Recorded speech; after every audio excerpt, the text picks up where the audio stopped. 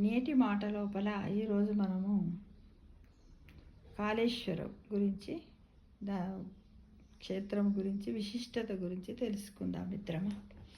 ఏంటంటే కాళేశ్వరం తెలంగాణలో దక్షిణ కాశీగా విరాజిల్లుతున్నటువంటి ప్రసిద్ధ పుణ్యక్షేత్రం. ఈ కాళేశ్వర ముక్తీశ్వర స్వామి కొలువైన ఈ క్షేత్రం దేశంలో ఎక్కడ లేని విధంగా అనేక ప్రత్యేకతలను కలిగి ఉంది. ఏంటంటే సరస్వతీ నది అంటే దక్షిణ భారతదేశంలో ఎక్కడా లేని విధంగా కాళేశ్వరం అంతర్వాహినిగా సరస్వతీ నదిని కలిగి ఉంది. ప్రస్తుతం ఈ నది పుష్కరాలు జరుగుతుంది. ద్విలింగం అంటే కాళేశ్వర ఆలయంలో ఒకే వట్టంపై యముడు శివుడు కొలువయ్యారు. అంటే 2 లింగాలు ఉంటాయి. ఈ దేశంలో ఈ ప్రత్యేకత కలిగిన ఆలయం ఇది ఒక్కటే. త్రివేణి సంగమం అంటే ఉత్తర భారతదేశంలో ప్రయాగ వద్ద త్రివేణి సంగమం ఏ విధంగా ఉందో ఇక్కడ గోదావరి, ప్రాణహిత, సరస్వతి నదులు సంగమంగా ఏర్పడతాయి. 4 ద్వారాలు అంటే కాళేశ్వర ఆలయము గర్భగుడి 4 ద్వారాలు కలిగి ఉంటుంది.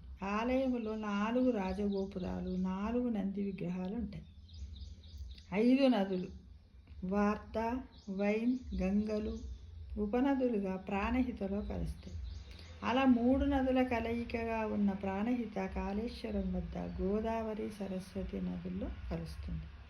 షణ్ముఖుడు కాళేశ్వరంలో 6 ముఖాలు కలిగిన సుబ్రహ్మణ్య స్వామి విగ్రహం ప్రత్యేకం. ఇక్కడ ప్రతి మంగళవారం కాలసర్ప, రాహుకేతువులు పూజలు జరుగుతాయి. 7 అశ్వాలు కోనార్కు, అసరవెల్లి మాదిరిగానే కాళేశ్వరంలో సూర్య దేవాలయం ఉంది.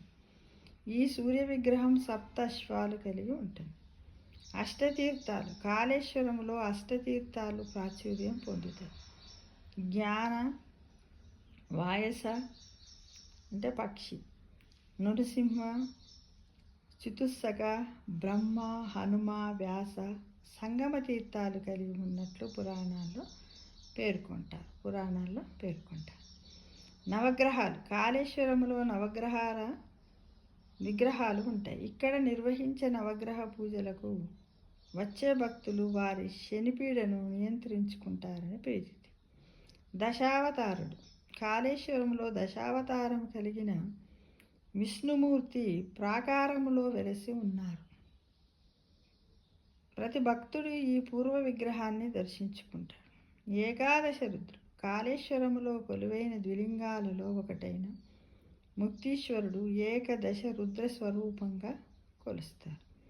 పుష్కరాలు కాళేశ్వరంలోని త్రివేణి సంగమములో గోదావరి, ప్రాణహిత, సరస్వతి నదులకు ప్రతి 12 ఏళ్లకు ఒకసారి పుష్కరాలు వస్తూ ఉంటాయి మిత్రం. ఇది మన తెలంగాణలో ఉన్నటువంటి దక్షిణ కాశీ యొక్క విశిష్టతల గురించి మనం తెలుసుకున్నాం. Thank you for watching.